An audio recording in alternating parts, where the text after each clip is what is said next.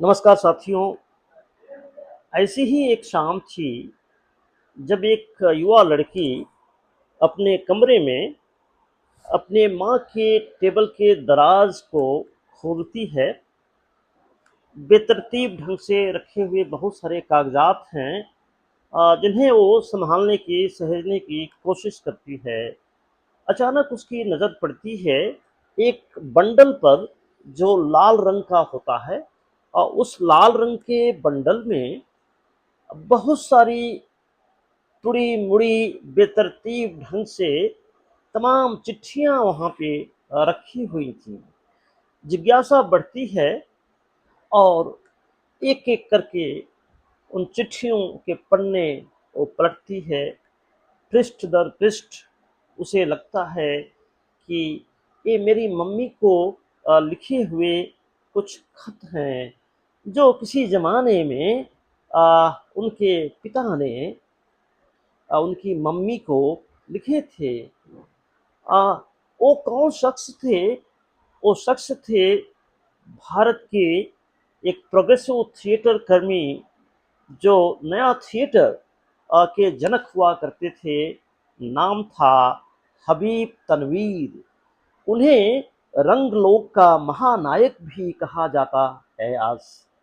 तो हुआ क्या कि वे भारत से यूरोप गए हुए थे थिएटर की उच्च ट्रेनिंग के लिए, अध्ययन के लिए। उसी दौरान एक दिन एक शहर में एक कंसर्ट होता है। वो वहाँ पहुँचते हैं और वहाँ एक युवा 16 साल की लड़की से उनकी मुलाकात होती है, जो एक गायिका होती है। दोनों की उन मुलाकातों का दौर बढ़ता जाता है। दोनों में अंतरंग प्रेम स्थापित होता है। उस लड़की का नाम है जिल मैकडोनाल्ड। ये जिल मैकडोनाल्ड आ, बाद में ये हबीब तनवीर साहब पूरे यूरोप की यात्रा पर आते जाते रहते हैं, पश्चिमी देशों में आते जाते रहते हैं।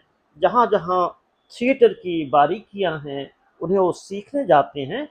और उस ज़माने में टेलीफोन की उतनी सुविधा नहीं थी, तो उन दोनों के बीच खतों के माध्यम से पत्र व्यवहार होता है, संवाद होता है। दोनों बातचीत करते हैं थ्रू लेटर्स, खतों के ज़रिए। और उसी बीच में पता चलता है कि वो प्रेम का सुपरिणाम निकल चुका होता है और जिल मैकडोनाल्ड गर्भवती हो जाती है।